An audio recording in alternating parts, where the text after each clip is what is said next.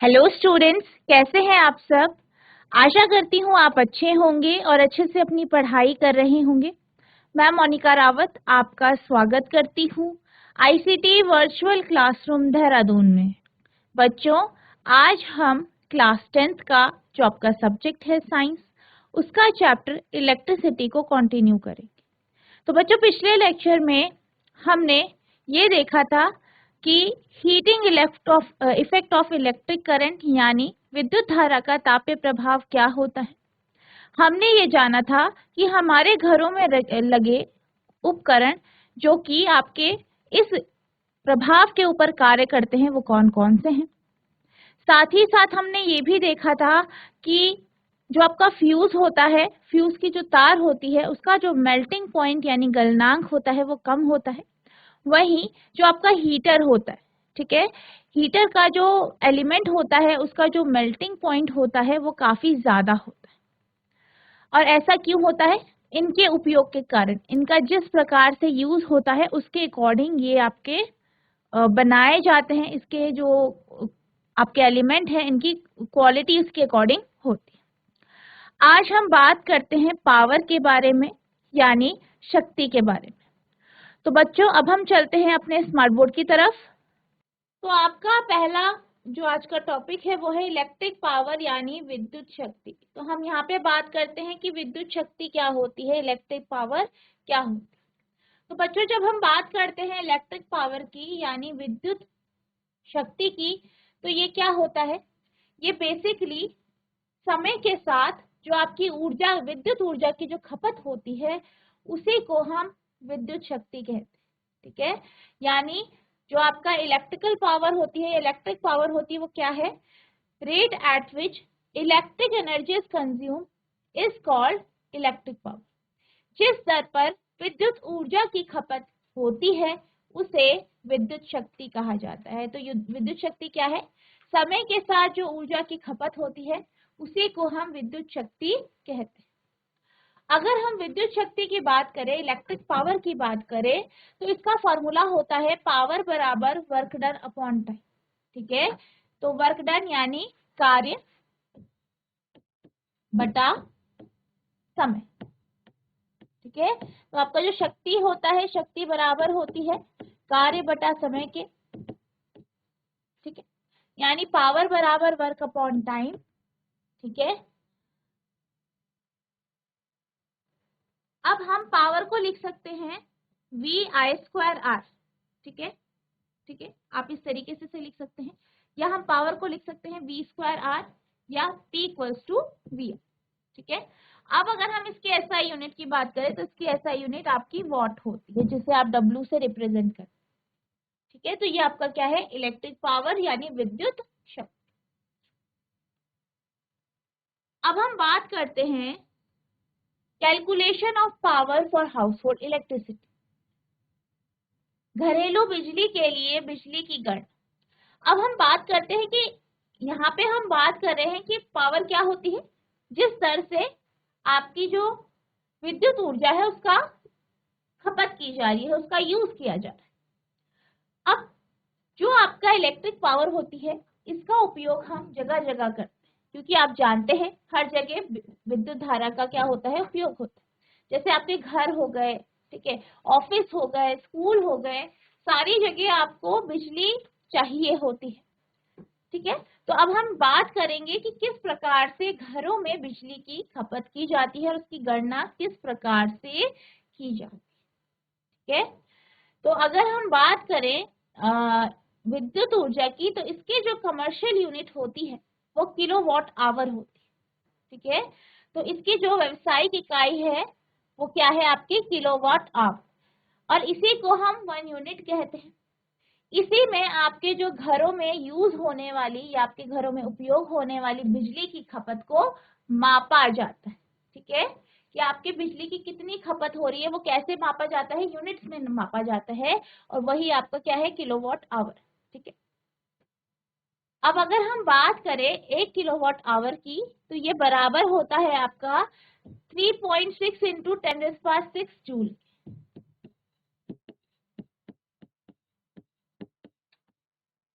ठीक है।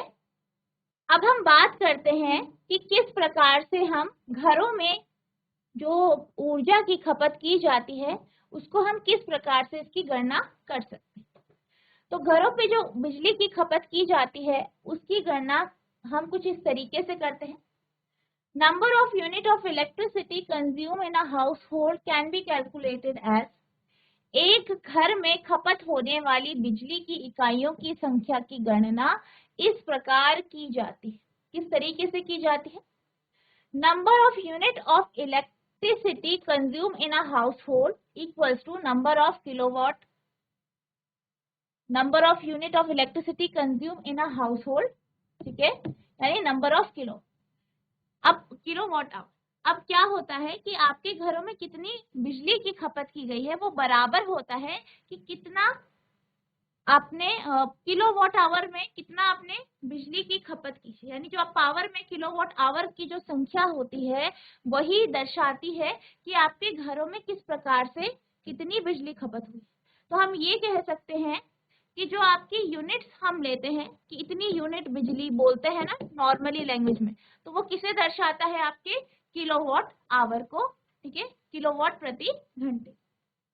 अब अगर हम बात करें कि बिजली की जो लागत होती है, कुल लागत, ठीक है, टोटल कॉस्ट ऑफ इलेक्ट्रिसिटी, बिजली की जो कुल लागत है वो किसके बराबर होती है? Total unit into cost per unit of electricity, यानी कुल यूनिट गुणा बिजली की प्रति यूनिट लागत, ठीक है। तो अगर आपको ये निकालना है कि कितनी बिजली की लागत आई है तो आप इस फॉर्मूले से निकाल सकते हैं, कुल यूनिट गुणा बिजली की प्रति यूनिट लागत, ठीक है। तो अभी हमने पावर का कॉन्सेप्ट देखा, विद्युत शक्ति क्या होती है ये जाना। अब इसके बेस में हम क्वेश्चंस को सॉल्व करेंगे। तो आपका पहला क्वेश्चन है, an electric bulb is connected to 220 volt generator, एक विद्युत बल्ब एक 220 वोल्ट जनरेटर से जुड़ा है। द करंट इज 0.50 एम्पियर, और जो धारा है वो कितनी है? 0.50 एम्पियर।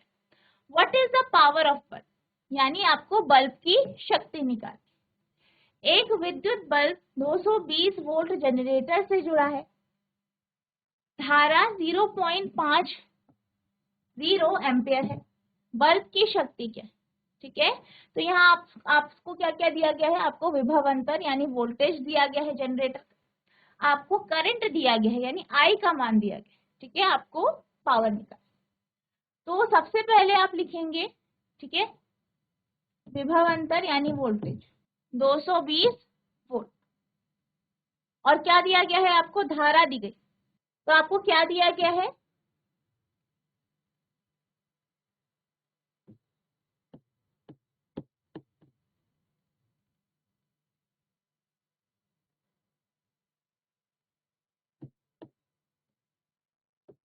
जनरेटर का वोल्टेज दिया गया है या विभव अंतर,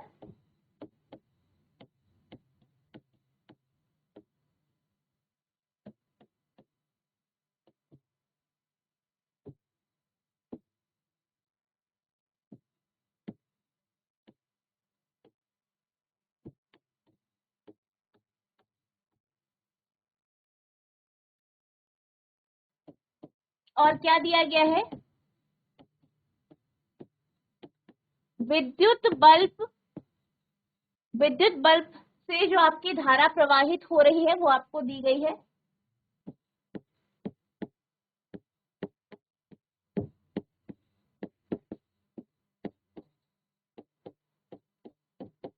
0.50 एम्पियर,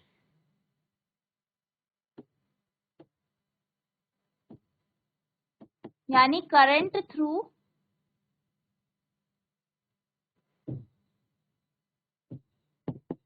इलेक्ट्रिक बल्ब।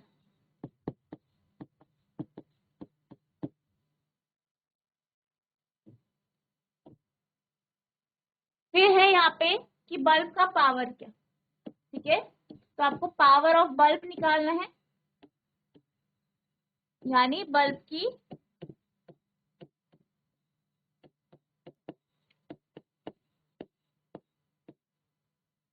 शक्ति आपको निकालनी है।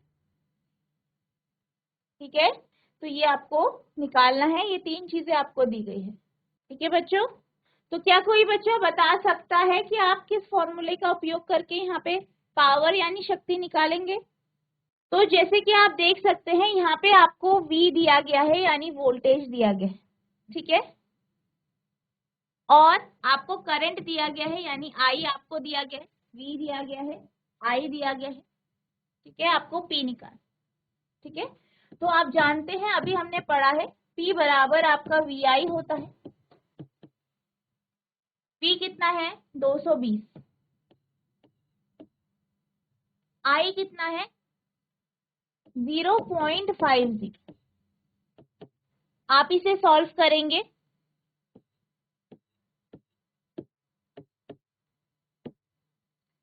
तो यहाँ पे आपका आंसर आया है 110 वॉट, यानी जो आपकी पावर आई है यानी शक्ति या विद्युत शक्ति कितनी आई है 110 वॉट।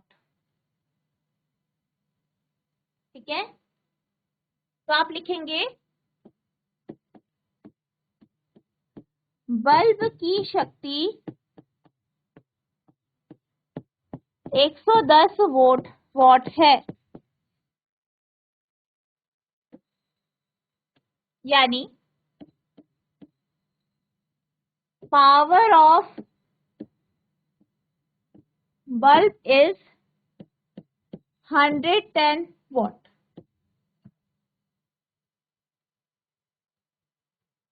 ठीक है, तो इस तरीके से आपको इस क्वेश्चन को सॉल्व करना।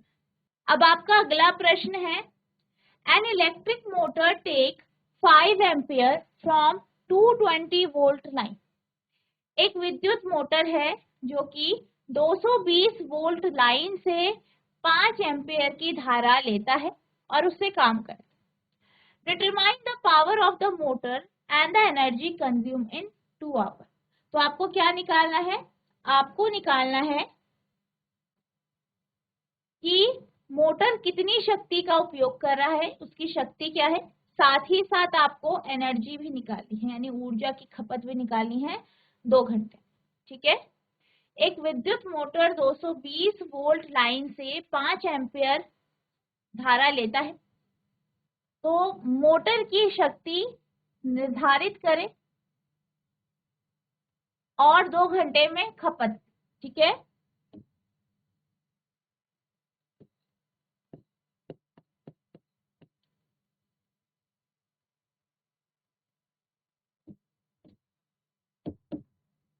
तो सबसे पहले जो भी आपको दिया गया है आप नोट डाउन करेंगे। तो आपको क्या क्या दिया गया है, आपको धारा दी गई,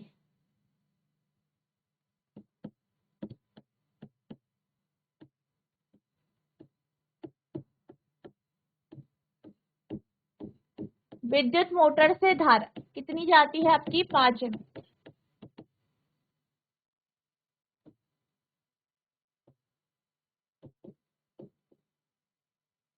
करंट पासिंग थ्रू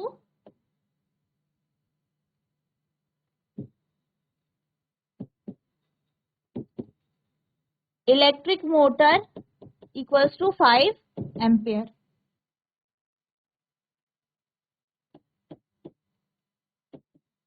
वोल्टेज कितना है आपका, इसे आप V से रिप्रेजेंट करते हैं 220 वोल्ट। ठीक है, और आपको टाइम दिया गया है यानी समय 2 घंटा। ठीक है, अब सबसे पहले हम यहाँ पे पावर निकालेंगे।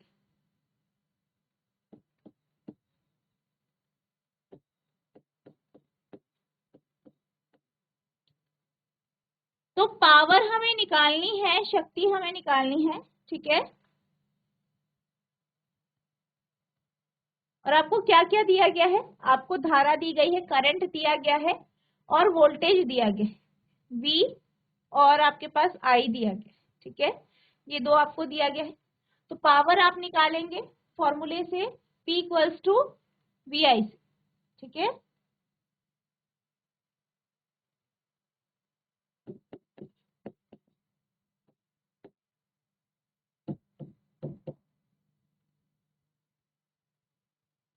V कितना है 220 वोल्ट। करंट कितनी है आपकी 5 एम्पीयर।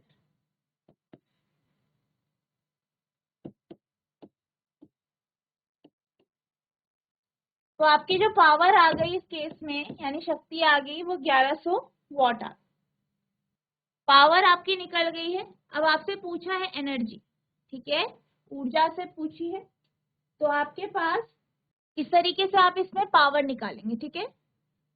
अब आप बात करते हैं ऊर्जा की यानी एनर्जी की।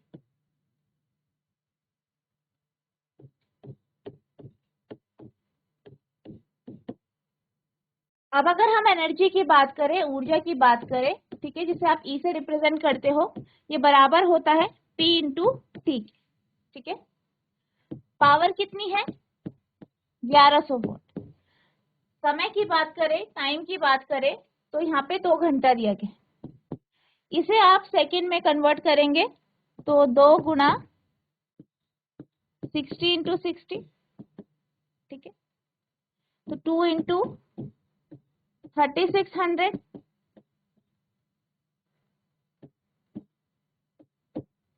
तो ये आपका 7200 सेकंड जो है आपका समय आ गया, ठीक है।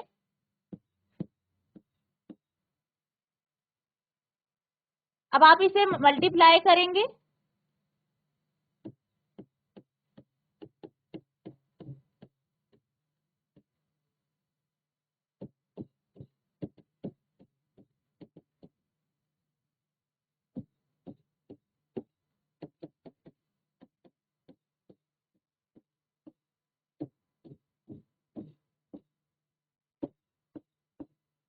तो ये आ गया आपका 7920000। ये आप कह सकते हैं इसे 7.92 गुना 10⁻6 जूल। तो इतनी एनर्जी जो है आपकी, जो एनर्जी है मतलब ये जो आपका बल्ब है वो इतनी एनर्जी क्या कर रहा है, सॉरी आपका जो इलेक्ट्रिक मोटर, तो आपका जो इलेक्ट्रिक मोटर है वो 7.92 इंटू 10⁻6 जूल की जो एनर्जी है, ऊर्जा है, की खपत कर, ठीक है। तो आप इस क्वेश्चन को इस तरीके से सॉल्व करें। अब हम चलते हैं अगले प्रश्न की तरफ। तो आपका अगला प्रश्न है, an electric iron consumes energy at a rate of 840 what. एक विद्युत इस्त्री है, वो 840 वोट एनर्जी का कंजम्पशन करती है यानी खपत करती है जब इसको हीट किया जाता है, ठीक है। 360 what when the heating is at the minimum, और 360 वॉट कब, जब कम हीटिंग जो है कम होती है, ठीक है, जब हीटिंग कम होती है। The voltage is 220 volt. अब वोल्टेज कितना दिया गया है 220 वोल्ट दिया गया है।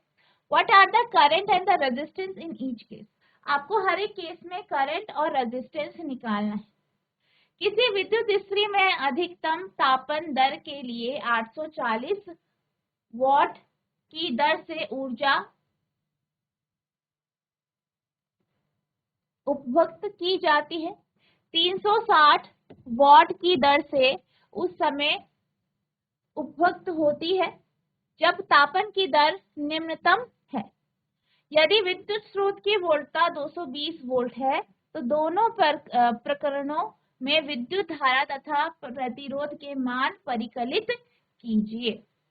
तो आपको क्या क्या दिया गया है, यहाँ पे आपको पावर दी गई है 840 वॉट, ठीक है, यानी शक्ति दी गई। आप लिखेंगे विद्युत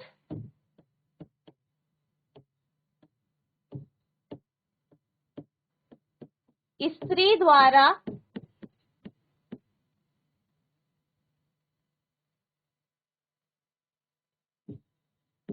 की गई ऊर्जा की खपत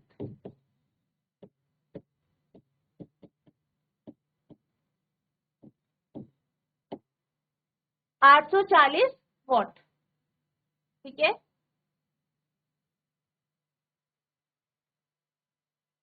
ये कब है? जब आप अधिकतम खपत कर रहे हैं, ठीक है, या अधिकतम तापन कर रहे हैं। कब है ये? अधिकतम तापन के लिए।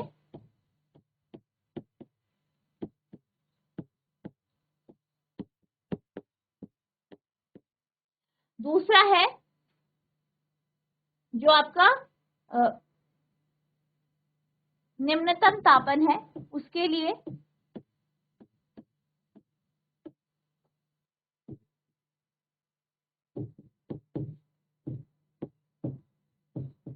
निम्नतम तापन के लिए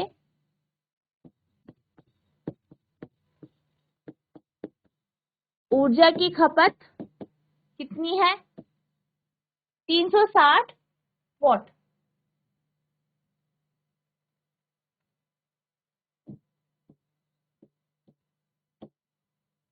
अब आपसे क्या और क्या दिया गया है? आपको वोल्टेज दी गई है।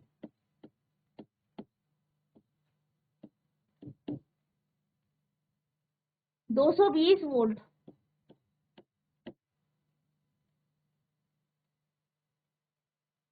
तो दोनों केसेस में आपको करंट और रेजिस्टेंस निकालने हैं। ठीक है, तो पावर आपके पास है। ठीक है, पावर आपको दी गई है और पावर आपके पास है, शक्ति आपके पास है। दो दो केसेस में आपको वोल्टेज दिया है, वोल्टेज सेम है, और आपको क्या निकालना है? करंट निकालनी है और रेजिस्टेंस निकालनी है, यानी आई और आर आपको निकालना है। तो आप यहाँ पे P बराबर V स्क्वायर आर और P बराबर वी आई का यूज करके आप क्या कर सकते हैं? करंट और रेजिस्टेंस दोनों निकाल सकते हैं। तो ये आपका क्या है? होमवर्क। ठीक है, से आपको होमवर्क से करके। तो बच्चों, आज हमने पावर का कॉन्सेप्ट देखा, यानी विद्युत शक्ति क्या होती है ये हमने जाना। इसके साथ साथ हमने जो है आपका कुछ क्वेश्चन इस टॉपिक से रिलेटेड करे। आई होप आपको ये क्वेश्चन समझ में आए होंगे। आपको क्या करना है? इन क्वेश्चंस को रिवाइज करना है, साथ ही साथ जो आज हमने पढ़ा है उसको रिवाइज करना है। तो बच्चों, आज के लिए बस इतना ही। मिलते हैं अब नेक्स्ट सेशन में। तब तक के लिए thank you and have a nice day.